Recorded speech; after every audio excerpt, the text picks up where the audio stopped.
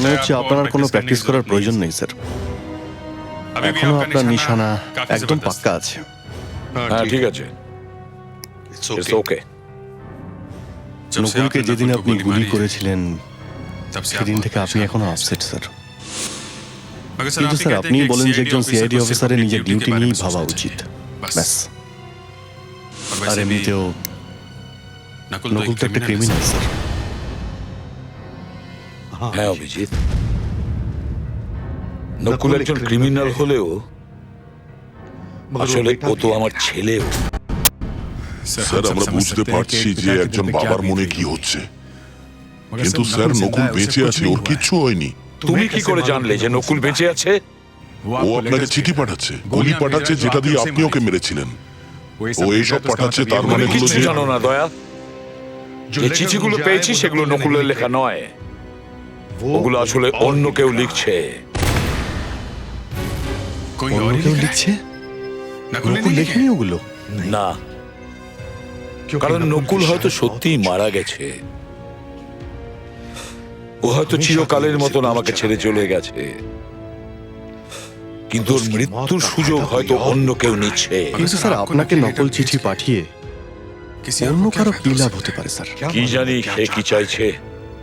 Sir আমরা ওকে এটা করতে দেব না, আমরা ওকে ধরেই ছাড়বো স্যার।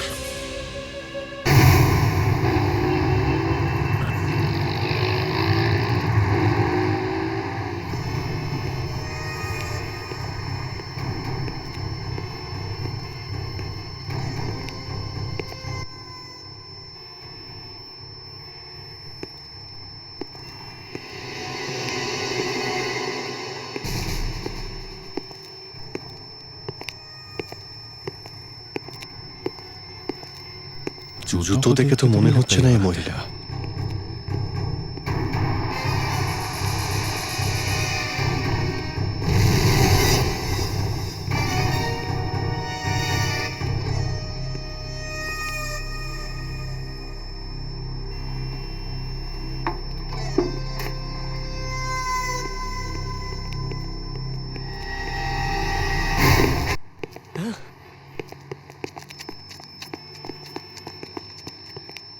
কে তুমি? কে তুমি? স্যার আমার নাম বৈরাগ, কিন্তু আমি কিচ্ছু করিনি স্যার, আমাকে ছেড়ে দিন। মিথ্যে কথা বলবে না। আমরা তোমাকে লেটার বক্সে চিঠি ফেলতে দেখেছি। কিন্তু আমি কিচ্ছু করিনি স্যার, এটা তো আমি ওর কথায় করেছি। কার কথায়? হ্যাঁ আমি ওকে চিনি না, ও আমার ঘরে ঢুকে বসে আছে স্যার। আমি সত্যি বলছি স্যার, আমাকে ছেড়ে দিন। চলো। একে দেখো, একে চিনতে পারছো? হ্যাঁ হ্যাঁ হ্যাঁ, এই তো। এই সে? একে কোথায় দেখেছো তুমি? স্যার এই লোকটা জোর করে আমার ঘরে ঢুকেছে, আমার সারা পরিবারকে বন্দি করে রেখেছে, আর এর কাছে একটা বন্দুকও আছে স্যার। আরে ওর তো গুলি লেগেছে, ঠিক করে চলতেও পারছে না, তাহলে বাড়িতে ঢুকলো কি করে? এ খুব ভয়ানক লোক স্যার। কিন্তু গুলি বার করলো কে? কোনো ডাক্তার এসেছিল কি? না না, আমার বাবাই বার করেছিল। বাবা ডাক্তার নাকি? হ্যাঁ স্যার, আমার বাবা একজন বড় সার্জন, ডাক্তার রতন। এ বলেছিল আমাদের সবাইকে গুলি করে দেবে যদি আমরা এর কথা না শুনি তো। তাহলে এ আবার কাউকে গুলি করেনি তো? না স্যার, খেতে জবরদস্তি আমাকে দিয়ে চিঠি লিখিয়েছে আর বলল বিউরোর মেল বক্সে ফেলে দিয়ে এসো। স্যার প্লিজ আমাকে যেতে দিন, আমার পরিবার বিপদে আছে স্যার। আমি যদি 1 ঘন্টার মধ্যে বাড়ি না ঢুকিও সবাইকে মেরে দেবে। স্যার প্লিজ আমাকে যেতে দিন। নকুল তার অপরাধের পথে অনেকটা এগিয়ে গেছে, সেখান থেকে তার ফিরে আসা প্রায় অসম্ভব। দা, এই লেটারটা পড়ো, দেখো নকুল কি লিখেছে এই 3rd লেটারে।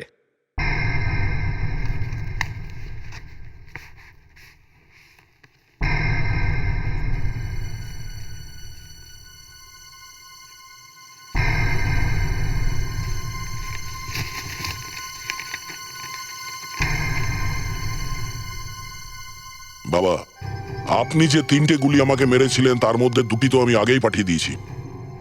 এখন এই 3 নম্বর মানে শেষ গুলিটা আপনাকে পাঠাচ্ছি। আপনি জানলে ভীষণ দুঃখ পাবেন যে আমি বেঁচে গেছি। ডাক্তার আমার 3টে গুলি বার করে দিয়েছে। উনি আমাকে অনেক সাহায্য করেছেন। এখন আপনার সাহায্যের প্রয়োজন। আমি ইন্ডিয়া থেকে বাইরে যেতে চাই। আপনি যদি আমাকে সাহায্য না করেন তাহলে ডাক্তার আর ওর পুরো পরিবারকে আমি প্রাণে মেরে দেবো। স্যার, স্যার প্লিজ আমার বাবা মাকে বাঁচান। প্লিজ স্যার, ওর কথা শুনে নিন, না হলে ও আমার মা বাবাকে মেরে ফেলবে। তুমি একদম ভয় পেও না, সেরকম কিছুই হবে না। দক্ষ, ওর গায়ে একটা ছোট ক্যামেরা লাগিয়ে দাও আর ওকে ফিরে যেতে দাও, কারণ ওর তাড়াতাড়ি বাড়ি ফিরে যাওয়া দরকার। তোমার ছেলে এখনো ফিরে আসেনি কেন?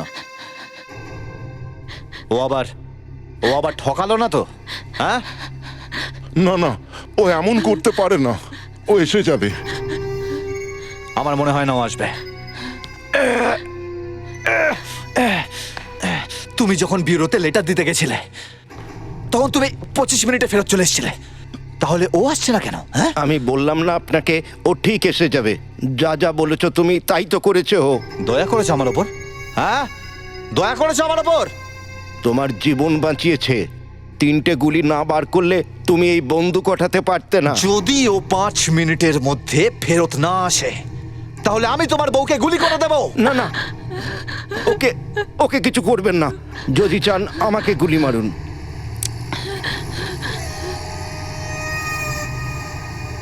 মনে হচ্ছে বৈরাগ এসে গেছে।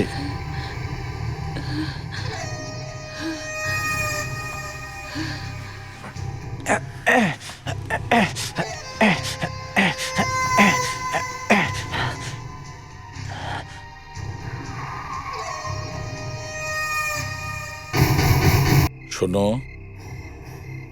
ভয় পেও না। তোমার বাড়ির ভেতরে যা কিছু হচ্ছে সেই সব কিছু আমরা এখান থেকে জানতে পারবো।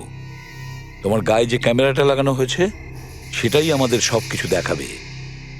যাও, চিন্তা করো না।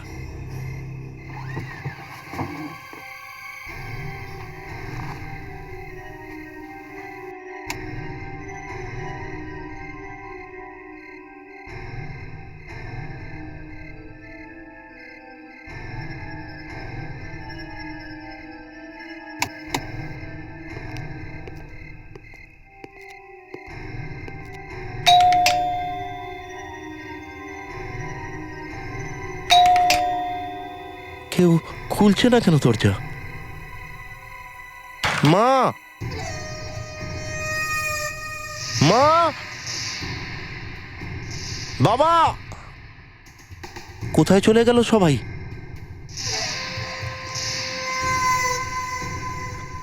মা,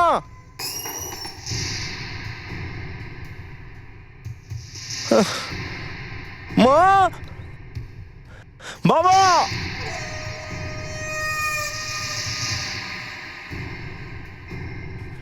বাবা কোথায় গেলে? কোথায় চলে গেল সবাই?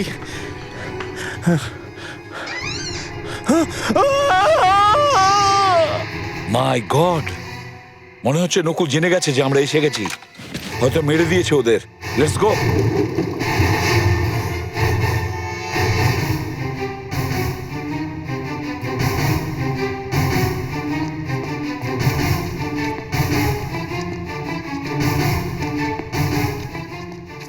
পুরো বাড়িটা ভালো করে সার্চ করো, দেখো নকুল কোথায়। তোমরা ওইদিকে যাও।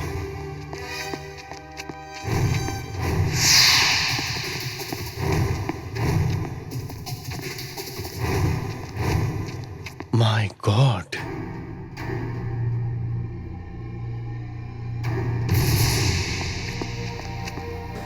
বেঁচে আছে স্যার। নকুল পালিয়ে গেছে। হ্যাঁ জানি, ওই দেখো। এখনকার জন্য good bye dad. Sudhakar, Friedrich, sir. এক্ষুনি ওনাদের দুজনকে হসপিটালে নিয়ে যাও। Yes sir. হ্যালো, হ্যাঁ সিনিয়র ইন্সপেক্টর অভিজিৎ বলছি। কি, কোথায়? জুহুতে? ওকে ঠিক আছে, আমরা আসছি। স্যার, হ্যাঁ, একটা মেয়ের খুন হয়েছে জুহুর একটা বাংলোতে। আমাদের এক্ষুনি যেতে হবে। ঠিক আছে। কিছুক্ষণের জন্য নকুলকে আমাদের ভুলতে হবে। জানি না এরপর ও কি করবে।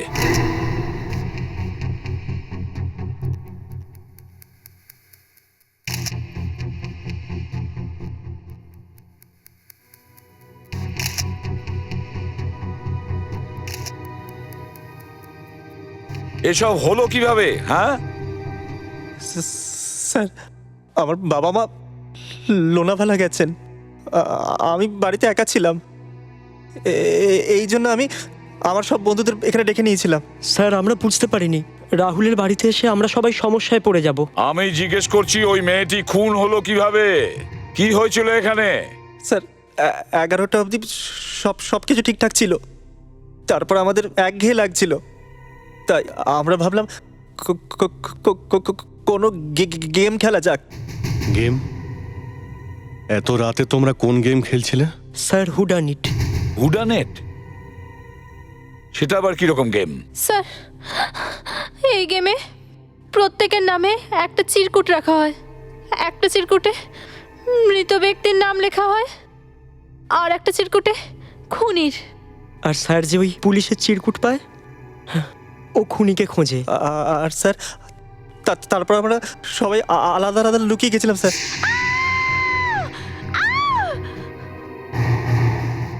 এই নয়না কেন চেঁচাচ্ছে?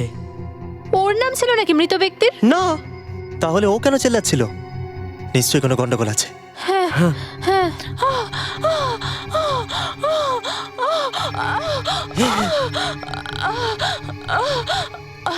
স্যার আমরা ঘরের সব দরজা জানলা বন্ধ করে দিয়েছিলাম, আর আর আপনাকে ফোন করেছিলাম স্যার। এই কাজটা তোমাদের মধ্যেই কেউ করেছে? না স্যার। তোমাদের মধ্যেই কেউ ওই মেয়েটাকে খুন করেছে? যখনই গেমটা শুরু হয়েছিল তখনই তোমাদের মধ্যে কেউ এই গেমের সুযোগ নিয়ে ওকে খুন করে দিয়েছে। স্যার, এই গেমটা খেলার জন্য সতীশই আমাদের বলেছিল।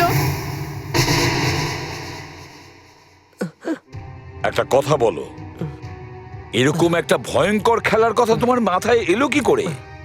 খেলার জন্য আর কোনো গেম খুঁজে পাওনি? স্যার ওরা সবাই বোর হচ্ছিল, তাই আমি এই গেমটা খেলতে বললাম। কিন্তু স্যার এরা এরা সবাই তৈরি ছিল গেমটা খেলার জন্য স্যার। কিন্তু নয়না এই গেম খেলার জন্য রাজি ছিল না, আর ওরই মৃত্যু হয়ে গেল।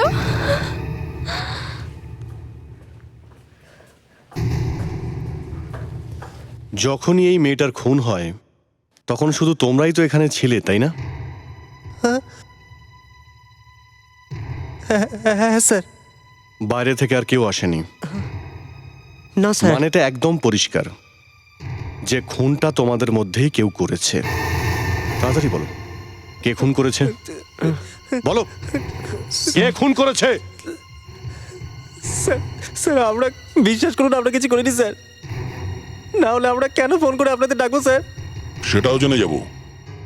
আমি স্টিফার ডগস দিচ্ছি, ও শুকে চিনিয়ে দেবে যে তোমাদের মধ্যে নয়নাকে খুন কে করেছে। স্যার স্যার আমি কিছু দেখতে পেয়েছিলাম।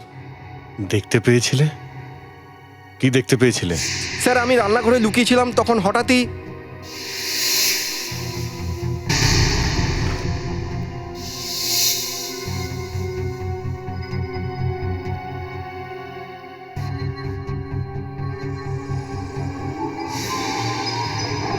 স্যার ওই লোকটা যে ঘড়িটা পড়েছিল ওটা অন্ধকারেও জ্বলতো। অন্ধকারেও জ্বলতো, তার মানে ঘড়িতে রেডিয়াম ছিল। হ্যাঁ স্যার। অদ্ভুত ব্যাপার, তুমি এত কিছু দেখলে, ওই লোকটা তোমার চোখের সামনে থেকে ছুরি নিয়ে গেল, তুমি চিৎকার কেন করলে না? এই লোকটার ব্যাপারে তোমার বন্ধুদের তুমি কেন বলনি? স্যার আমি ভেবেছিলাম ও আমাদের মধ্যেই কেউ, যে খেলায় খুনি হয়েছে আর অ্যাক্টিং করার জন্য ছুরি নিয়ে যাচ্ছে। তোমাদের কারোর ঘড়িতে রেডিয়াম লাগানো আছে? দেখি, যে যার ঘড়ি দেখাও।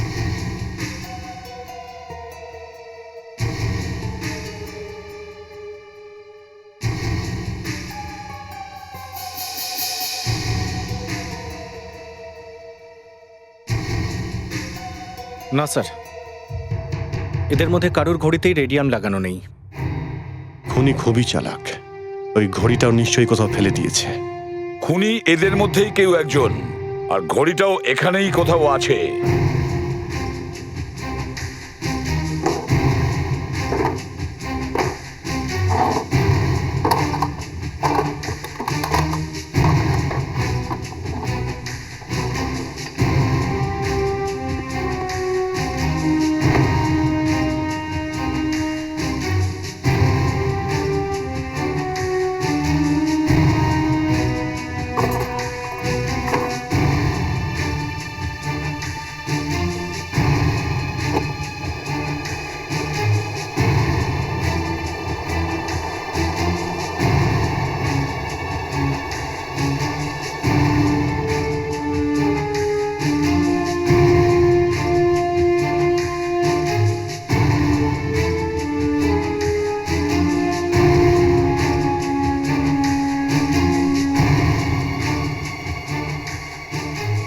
গড, ও মাই গড। স্যার, কি হয়েছে? এই দেখুন স্যার, একটা লাশ। আরো একটা লাশ? এটা আবার কি? আচ্ছা তোমরা ভালো করে দেখো, একে চিনতে পারছো? দেখো, ভালো করে দেখো।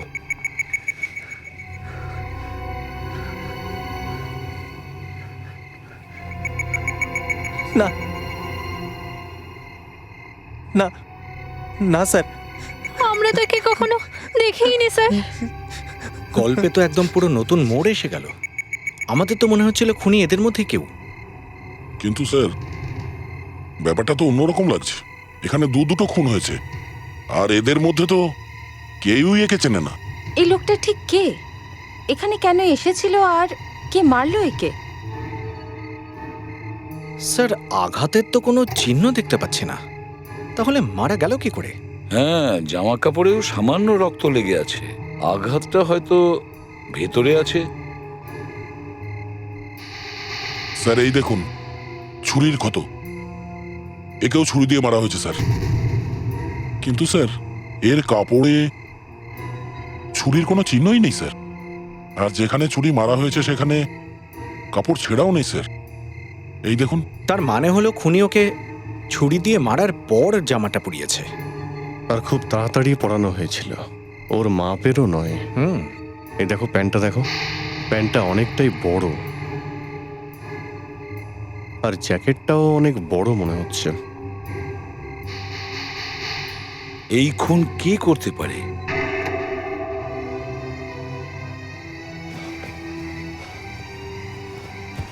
রাহুল, এইসব কি করে হলো? বাবা, আই এম রিয়েলি সরি। এসব আমারই ভুল। আমার বন্ধুদের এখানে ডাকা উচিত হয়নি আমার। এসিপি স্যার, আমি বিপিন। স্যার, আমি তো স্ত্রীকে নিয়ে 2-4 দিনের জন্য লোনাভোলা গিয়েছিলাম। হঠাৎ করে এসব কি হয়ে গেল স্যার? বিপিন বাবু, এই লোকটাকে একটু দেখুন। দেখুন একে আপনি চেনেন কিনা। দেখুন।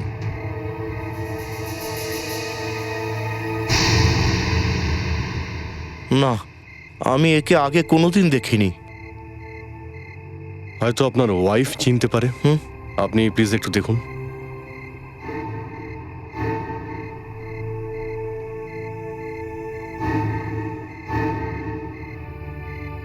না, আমিও দেখিনি। যদি আপনাদের মধ্যে কেউ একে নাই চেনেন, তাহলে এই লোকটা আপনাদের বাড়িতে কি করছিল? স্যার, রাহুল, ওই যে মেয়েটি তোমার বন্ধু যার খুন হয়েছে, ওটা কোথায় হয়েছে? বাবা, তোমার ঘরে। আমার ঘরে? ও মাই গড!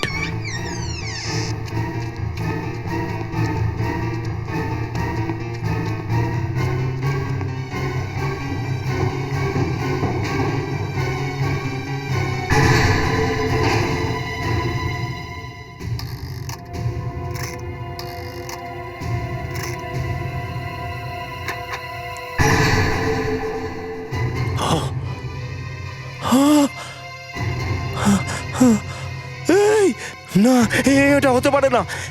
এটা কিছুদিন বরবাদ হয়ে গেছি। আরে কি হয়েছে বিপিন বাবু? স্যার, আমার হীরের ব্যবসা, আমি কিছু হিরে এই ত্রিজুড়িতে রেখেছিলাম, সব চুরি হয়ে গেছে। চুরি হয়ে গেছে? আমি সর্বশান্ত হয়ে গেলাম। আমি তুমি নিজেকে বরবাদ নিজে হয়ে সামলাও গেলাম। একটু। একটা মেয়ে এখানে খুন হয়েছে যে তার বন্ধুদের সাথে ছিল, আর গাড়িতে এমন লোকের লাশ পাওয়া গেল যাকে এখানে কেউ চেনে না। আবার এখান থেকে হিরে উধাও, কেউ সিন্দুক ভেঙে নিয়ে গেছে। বুঝে উঠতে পারছি না চক্রান্তটা কি। এই তিনটে ব্যাপারে একটার সঙ্গে আরেকটার মিল নেই। হ্যালো। স্যার, আমি গীতা বলছি ফরেনসিক ল্যাব থেকে, ডক্টর অঞ্জলিকার অ্যাসিস্ট্যান্ট। হ্যাঁ বলো গীতা। স্যার, ডক্টর অঞ্জলিকা বলেছিলেন এখানে একটা ডেড বডি আসবে পোস্টমর্টমের জন্য, কিন্তু আমি তো এখানে প্রায় 2 ঘন্টা ধরে অপেক্ষা করছি। এখনো পর্যন্ত তো কোনো বডি আসেনি। কিন্তু অ্যাম্বুলেন্স তো এখান থেকে অনেক আগেই বেরিয়ে গেছে, এখন পৌঁছায়নি কেন? ঠিক আছে, তুমি ওখানে থাকো, আমি তোমাকে পরে ফোন করছি। Okay sir. হ্যাঁ স্যার, অ্যাম্বুলেন্স এখনো ফরেনসিক ল্যাবে পৌঁছায়নি। কি? অ্যাম্বুলেন্স পৌঁছয়নি? তাহলে গেল কোথায়?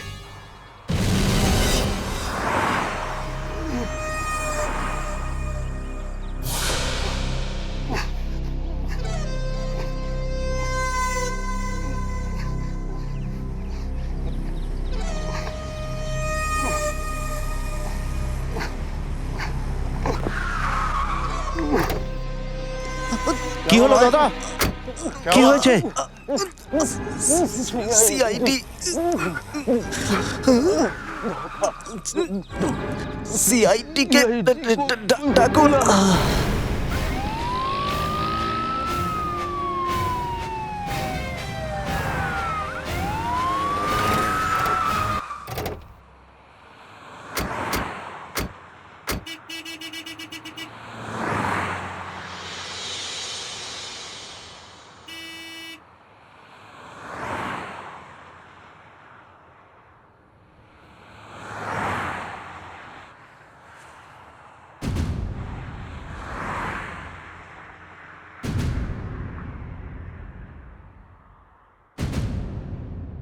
অদ্ভুত ব্যাপার, নয়নার লাশ ভেতরে, দুজন ওয়ার্ড বয়কে মেরে দেওয়া হয়েছে, কিন্তু ড্রাইভার উধাও। স্যার ড্রাইভারই এদের দুজনকে মারেনি তো? কিন্তু ড্রাইভার এরকম করবে কেন? কারণ ওই ড্রাইভার নকল ছিল। নকল ছিল? রাহুলের বাড়িতে গাড়িতে যে লাশ আমরা পেয়েছিলাম, অ্যাম্বুলেন্সের আসল ড্রাইভার ওই ছিল। খুনি ওকে মেরে তার জামা কাপড় ওকে পরিয়ে দেয়। মানে যখন আমরা ওখানে ছিলাম রাহুলের বাড়িতে, তখন খুনি ওখানেই ছিল। আরো সুযোগের অপেক্ষায় ছিল। আর যখনই ও সুযোগ পেল, ও অ্যাম্বুলেন্সের ড্রাইভারকে খুন করে আর তার জায়গায় অ্যাম্বুলেন্স নিয়েও পালিয়ে যায়। কিন্তু নয়নাকে কেন মারতে গেল? হতে পারে চোর সিন্দুক ভেঙে হিরে চুরি করছিল, আর তখন নয়না ওখানে এসে গেছিল, নিজেকে বাঁচানোর জন্য নয়নাকে খুন করে দেয়। ওই খুনির জামা কাপড় আছে আমাদের কাছে, তার থেকে হয়তো কিছু জানা যেতে পারে। এটা কি? ইলাস্টিক? এই লোকটা পকেটে ইলাস্টিক নিয়ে কেন ঘুরছিল? স্যার, বড় অদ্ভুত ইলাস্টিক। ইলাস্টিক ওই লোকটার পকেটে এলো কোত্থেকে? আমি ডক্টর বিনীতাকে ডেকে পাঠিয়েছি। উনি হয়তো এই জামা কাপড় দেখে লোকটার ব্যাপারে আমাদের কিছু বলতে পারবেন। ডক্টর বিনীতা? হ্যাঁ, উনি কে স্যার? ডক্টর বিনীতা একজন psychologist, profiler. Good afternoon ACP sir. Good afternoon doctor Binita, আমরা আপনার জন্যই অপেক্ষা করছিলাম। ডক্টর, এটা খুনির জামা কাপড়। আচ্ছা, এই জামা কাপড়গুলো দেখে আপনি খুনির ব্যাপারে আমাদের কিছু বলতে পারবেন? নিশ্চয়ই।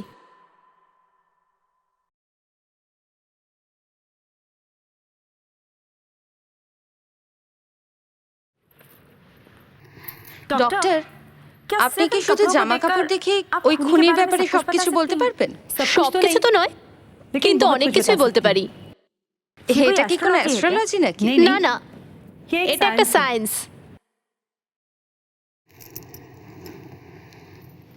স্যার, আমার মনে হচ্ছে এটা কোনো বড় অপরাধী নয়, ছোটখাটো চুরি ডাকাতি করে কোনো লোক।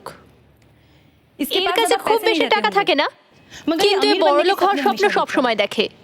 আর যখনই এর কাছে কিছু টাকা আসে, এই সব টাকা ফ্যাশনেবল জিনিসের উপর খরচ করে। ডক্টর বিনীতা, আপনি এই কাপড়গুলো দেখে ওই খুনির ব্যাপারে এত কিছু বলে দিলেন?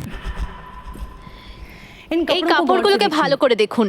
এই শার্ট আর এই প্যান্ট পুরনো, আর এই জুতোটা দেখুন, পরে পরে খসে গেছে। কিন্তু এই জ্যাকেট একদম নতুন, আজকালের ফ্যাশনের, কোনো বড় কোম্পানির দামি জ্যাকেট এটা। স্যার, একজন ছোটখাটো কাজ করা লোক এত দামি জ্যাকেট কিনবে কোথা থেকে? আর ওর কাছে এত টাকা এলো কোথা থেকে? হয়তো ওকে কেউ টাকা দিয়েছে স্যার এই খুনটা করার জন্য। স্যার, এই লোকটা খুব কায়দা করে সিন্দুক ভেঙেছে। এই লোকটা সিন্দুক ভাঙার একজন এক্সপার্ট। কিন্তু স্যার, সিন্দুক ভাঙার তো অনেক অপরাধী আছে, আমরা লোকটাকে খুঁজে পাবো কি করে? এই কাপড় যেটা খুনি ড্রাইভারকে পরিয়েছিল, সেটা ড্রাইভারের হাইট থেকে 3 ইঞ্চি বড়। মৃত ব্যক্তির হাইট হলো 5 ফুট 6 ইঞ্চি, আর তার ওয়েট 58 কিলো। আর সেই জন্য এই খুনির হাইট 5 ফুট 9 ইঞ্চি বা 10 ইঞ্চি হওয়া উচিত। আর ওর হাইটের হিসাবে ওর ওজন 70 থেকে 75 কিলো হওয়া উচিত। দক্ষ, ওই ইলাস্টিকটা দেখাও তো। হ্যাঁ, স্যার, যখন কেউ এরোপ্লেনে ভ্রমণ করে তো জিনিসপত্রে ট্যাগ লাগাতে হয় স্যার। এই ইলাস্টিক মনে হচ্ছে ওই ট্যাগের। হ্যাঁ, এই ইলাস্টিকটা তো একদম ওটার মতো। স্যার, এই ছোটখাটো চুরি ডাকাতি করা লোক ফ্লাইটে কি করে আসবে? হতে পারে সে এসেছিল। আমি তো আপনাদের আগেই বললাম, এর কাছে যখনই টাকা আসে এ মন খুলে খরচ করে। যদি এই ধরনের লোক প্লেনে ট্রাভেল করে তাহলে কারণ না কারণ তো নজর পড়বে ওর ওপর। দা, স্যার এয়ারপোর্টে গিয়ে খুব ভালো করে জিজ্ঞাসাবাদ কর। দিল্লি যাওয়ার জন্য ফ্লাইট নাম্বার 204 এর সব যাত্রীদের সিকিউরিটি চেকিং করতে অনুরোধ করা হচ্ছে। সমস্ত কাউন্টারে গিয়ে জিজ্ঞাসাবাদ করো। এটা জিজ্ঞেস করো যে কেউ কোনো অদ্ভুত কাউকে দেখেছে কিনা। Yes sir. চেন্নাই যাবার বিমান যাত্রীরা আপনারা 7 নম্বর গেটের দিকে এগিয়ে যান। আর কিছুক্ষণের মধ্যে চেন্নাইয়ের বিমান ছাড়বে। Excuse me officer, we are from CID. CID, yes, what can I do for you? আচ্ছা, গত 2 দিনের মধ্যে আপনাদের কাছে এমন কোনো প্যাসেঞ্জার এসেছে যার জন্য আপনাদের কোনো প্রবলেম হয়েছে, বা লোকটা দেখতে একটু অদ্ভুত রকমের? এখানে তো প্রত্যেক ফ্লাইটে এরকম 2-4 জন আসে যাদের দেখতে একটু আলাদা রকমের হয়। আমি বলতে চাইছি যে আপনাদের হয়তো দেখে মনে হয়েছে এমন কোনো লোক যে লোকটা কোনোদিন ফ্লাইটেই ওঠেনি। যাকে দেখেই মনে হয় যে এই লোকটা এয়ারপোর্টে কি করছে। স্যার, এটা বলতে পারা খুবই মুশকিল। Thank you very much. Thank you. Thanks. Delhi যাওয়ার জন্য ফ্লাইট নাম্বার 204 এর সব যাত্রীদের সিকিউরিটি চেকিং করতে অনুরোধ করা হচ্ছে। স্যার, উনি একটা অদ্ভুত কথা বললেন। স্যার, কাল একটা অদ্ভুত ব্যাপার ঘটেছে, এর আগে এয়ারপোর্টে কখনো হয়নি। কি হয়েছিল? স্যার, কাল অনেক লোকের পকেট মার হয়েছে। এয়ারপোর্টে পিক পকেট? এয়ারপোর্টে পকেট কাটা হয় এটা তো আগে কখনো শুনিনি। স্যার, 7 জনের পকেট মার হয়েছে, সেটাও 2 ঘন্টার মধ্যে। 2 ঘন্টার মধ্যে? আচ্ছা, আপনি কি আমাদের বলতে পারবেন যে এই 2 ঘন্টার মধ্যে কোন কোন ফ্লাইট এসেছিল? স্যার, দিল্লি থেকে একটা ফ্লাইট এসেছিল, তারপর 2 ঘন্টার মধ্যে আর একটা ফ্লাইটও আসেনি, আর তার মধ্যেই এইসব হয়ে গেছে। আচ্ছা, এটাও তো হতে পারে যে ওই পকেট মারের সম্পর্ক ওই দিল্লির ফ্লাইটের সঙ্গে আছে। ওই ফ্লাইট থেকে আসা সমস্ত প্যাসেঞ্জারদের লিস্ট আমায় দিন। ইয়েস স্যার, আসুন প্লিজ। রাজেশ, রেশমি, অমল, মকরান্দ, অমল, আনন্দ, সচিন, রেণুকা, রূপেশ, টান্টেরা। 1 মিনিট। আচ্ছা, এই লিস্টটা আরেকবার পড়ো তো। হ্যাঁ স্যার। সচিন, রেণুকা, রূপেশ, টান্টেরা। ডান্টেরা। আচ্ছা, এই নামটা তো শুনেছি মনে হচ্ছে, কিন্তু কোথায়? ডান্টেরা। স্যার, এই টান্টেরা ওই কে নয় তো? হ্যাঁ, হতে পারে। স্যার, সেই কেকে যে আগে পকেট মারতো আর পরে বড় বড় অপরাধ করা শুরু করে। আর আজকাল ও সিন্দুক ভাঙার এক্সপার্ট হয়ে গেছে। সিন্দুক ভাঙার? স্যার, ওই বিপিন বাবুর যে সিন্দুক ভাঙা হয়েছে সেটাই কে করেনি তো? হ্যাঁ, হতে পারে ওই করেছে স্যার। স্যার, দিল্লি যেতে যেতে এয়ারপোর্টে ওই লোকটা 4-5 জনের পকেট কেটে দিয়েছে স্যার। লক্ষ্য, তাড়াতাড়ি দিল্লি পুলিশকে ইনফর্ম করো এই টান্টেরার ব্যাপারে, আর ওনাদের রিকোয়েস্ট করো যে ওকে ধরার জন্য চেষ্টা করে। আর দয়া স্যার, তুমি আর অভিজিৎ দিল্লি যাওয়ার জন্য রেডি হও। দেখা যাক ওই টান্টেরাই আবার সেই কেকে নয় তো।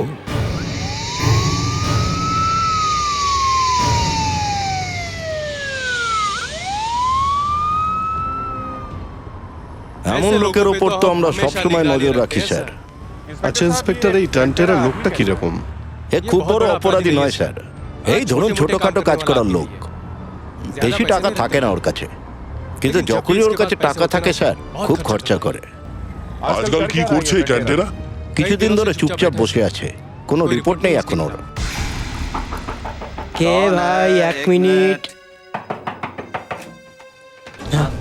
CID Mumbai. CID Mumbai. Sparkle jewellers মালিকের বাড়িতে একটা বড় রকম চুরি হয়েছে। কয়েক কোটি টাকার হিরে চুরি গেছে। স্যার, আমি ওই হিরের ব্যাপারে কিছু জানি না, আমি তো এই ব্যাপারে কিছু শুনিনি। 2 দিন আগে তুমি মুম্বাইতে কি করছিলে? 2 দিন আগে? হ্যাঁ স্যার, আমি মুম্বাইতে ঘুরতে গেছিলাম। আচ্ছা, কোথায় উঠেছিলে তুমি? হোটেল সিটিনে স্যার। হোটেল সিটিন, ওকে। আচ্ছা, তুমি মুম্বাইয়ে গিয়েছিলে কি করে? প্লেনে গিয়েছিলে না? হ্যাঁ স্যার। গুড। আর টিকিট কি করে কিনেছিলে তুমি? ক্যাশ দিয়ে। কোথা থেকে কিনেছিলে? দিল্লি এয়ারপোর্ট থেকে। দিল্লি এয়ারপোর্ট থেকে তুমি টিকিট কিনেছিলে না মুম্বাই থেকে তোমাকে কেউ পাঠিয়েছিল? কি বলছেন স্যার? তাড়াতাড়ি বলো, ওই টিকিটটা কে তোমাকে পাঠিয়েছিল? হ্যাঁ স্যার, আমি ওই লোকটাকে চিনি না। আমাদের কাছে সময় নেই, আগেই বলেছি মিথ্যে কথা একদম বলবে না। কেউ তোমাকে ওই টিকিটটা পাঠিয়েছিল? হ্যাঁ স্যার। কে সে? স্যার, আমি ওই লোকটাকে চিনি না।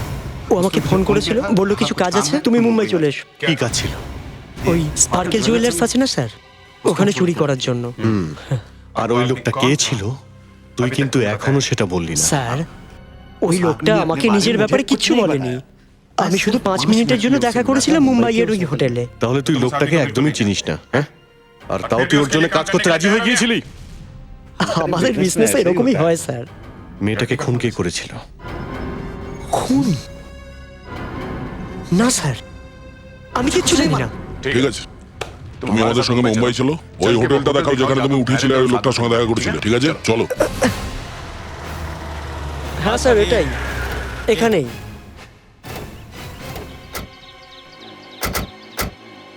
এই হোটেলেই sir. Excuse me. Yes sir. আমরা সিআইডি অফিসার। সিআইডি থেকে? এই লোকটা 2 দিন আগে আপনাদের হোটেলে ছিল। এর নাম হলো টান্টেরা। একে ভালো করে দেখুন, মনে পড়ছে আপনার? হ্যাঁ, তো এসেছিল স্যার। কে বুক করেছিল এর রুম? এক্ষুনি দেখে বলছি। স্যার, কোনো মান্না নামের লোকের ফোন এসেছিল, উনি ঘর বুক করেছিলেন এনার জন্য। মান্না? তুমি ওই মান্নাকে চেনো? আগে না। আচ্ছা, ও কি শুধু এর জন্যই রুম বুক করেছিল নাকি অন্য কোনো রুম বুক করেছিল? না স্যার, একটাই ঘর বুক করেছিল। টাকা কিভাবে দিয়েছিল? ক্যাশ না ক্রেডিট কার্ডে? ক্যাশ দিয়েছিল স্যার, ক্যাশ।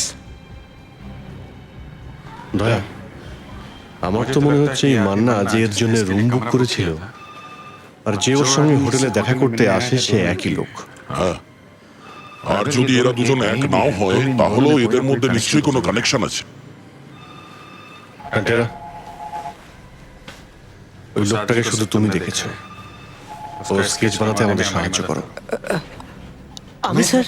হ্যাঁ হ্যাঁ, তুমি মনে করো তাড়াতাড়ি। তুমি তোকে দেখেছো? ওই হিরে চুরি করার সময় তুমি এতগুলো লোককে মেরেছো, তুমি এমনিতেও ফাঁসিতে ঝুলবে। তুমি কি চাও ওই লোকটা বেঁচে যাক যে তোমাকে দিয়ে এই কাজ করিয়েছে? না স্যার, এটা হতে পারে না। ওই লোকটারও ফাঁসা উচিত স্যার। স্যার, আমাকে আপনারা যা খুশি শাস্তি দিন, কিন্তু আমাকে ফাঁসি দেবেন না। আমার মরতে খুব ভয় লাগে স্যার। স্যার, ওর দাড়ি কম ছিল। এই দেখুন, এরকম। হ্যাঁ, কিন্তু দাড়ি একটু ঘন ছিল আর গোঁফ পাতলা। হ্যাঁ হ্যাঁ, এরকম এরকম। চোখটা কেমন ছিল? চোখ? না না না, বড় ছিল। হ্যাঁ, আর ভুরু একটু মোটা আর লম্বা ছিল। না। হ্যাঁ, নাক? নাক ওর মোটা ছিল আর না না, টিকলো ছিল, টিকলো। এরকম? হ্যাঁ হ্যাঁ, এরকম। ঠোঁটটা কেমন ছিল? ঠোঁট পাতলা ছিল, পাতলা। না না, হ্যাঁ হ্যাঁ, কিন্তু কিন্তু এত লম্বা মুখ ছিল না। মুখ গোল গোল ছিল একটু। এরকমই দেখতে ছিল? স্যার, পুরোটা নয়, কিন্তু অনেকটা মিল আছে। এটা আবার নতুন কোন লোক? স্যার, এটা এমন একটা লোকের কাজ যে জানতো যে বিপিন বাবুর লকারে হিরে রাখা আছে কোটি টাকার। স্যার, এই লোকটা নিশ্চয়ই বিপিন বাবুর বাড়িতে যাতায়াত করতো। স্যার, এক তো বিপিন বাবুর ছেলে রাহুল আছে, আরো সব বন্ধুরা বাড়িতে যাওয়া আশা করে। স্যার, রাহুল আর ওর বন্ধু বান্ধবদের আবার জিজ্ঞাসাবাদ করো। যে লোকটা কেকের জন্য হোটেলে রুম বুক করেছিল, হতে পারে সে ওদের বন্ধুদের মধ্যেই কেউ। স্যার, খুনি তো গোঁফ দাড়ি আছে। হ্যাঁ জানি অদিতি, তুমি নকল দাড়ি গোঁফ রেডি রাখো।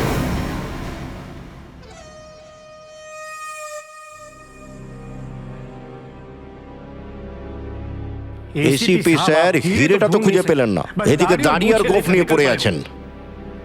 কে দেখো এদের মধ্যে সেই লোকটা আছে কিনা যার সঙ্গে হোটেলে দেখা হয়েছিল। হ্যাঁ স্যার। ভালো করে দেখো।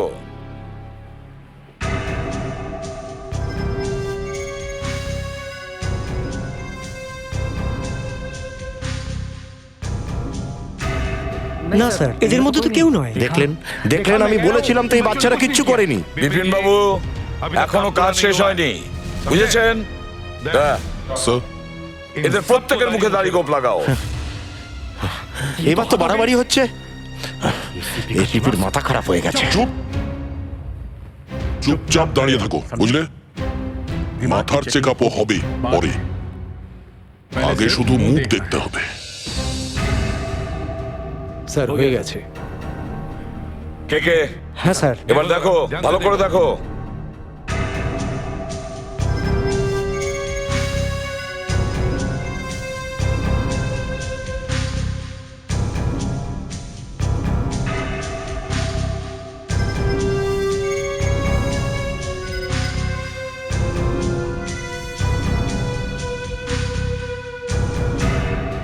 না স্যার, এর মতো তো কেউ নয়। এবার দেখো কার মাথা খারাপ হয়েছে। সবচেয়ে আগে এসিপির।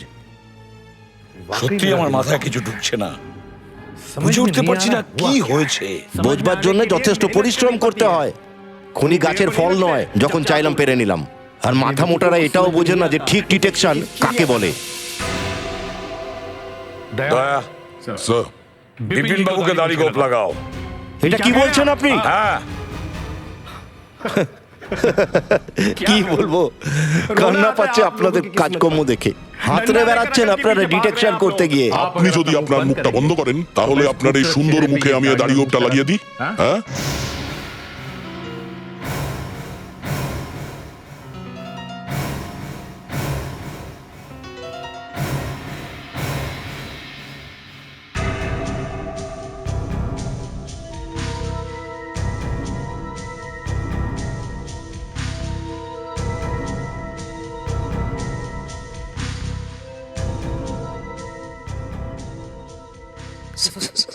স্যার স্যার স্যার, এই সেই লোক, এই সেই লোক। এসব কি উল্টোপাল্টা বলছিস তুই? তোর মাথার ট্রিটমেন্ট আমি করছি।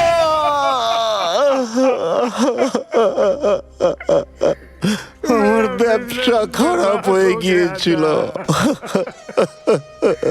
আমি একটা প্ল্যান তৈরি করেছিলাম। কে দিল্লি থেকে ডেকেছিলাম ঘরেতে চুরি করার জন্যে। আমরা ঘর ছেড়ে চলে গিয়েছিলাম। কিন্তু তোমার ছেলে সমস্ত গোলমাল করে দিয়েছে। ও বেচারি কিভাবে জানবে যে ওর বাবাই এই প্ল্যানটা করেছে? ও তার বন্ধুদের নিয়ে ওখানে ফিরে যায়, আর একটা নিরীহ মেয়ে খুন হয়ে যায়। তুমি ওই নিরীহ মেয়েটাকে মেরে দিলে কেন? হ্যাঁ, কি করতাম স্যার, আমি ধরা পড়ে যেতাম। আর রাহুল আমাকে পালানোর সুযোগ দেয়নি স্যার। সমস্ত দরজা জানলা বন্ধ করে আপনাদের ডেকে নিল। ওখান থেকে পালিয়ে বাঁচার জন্য তুমি চারটে লোককে মেরেছো। তোমার একটু দয়া হলো না? তোমার তো চারবার ফাঁসি হওয়া উচিত। স্যার স্যার, চলুন বিপিন বাবু, এবার আপনিও ওর সঙ্গে জেলে যাবেন।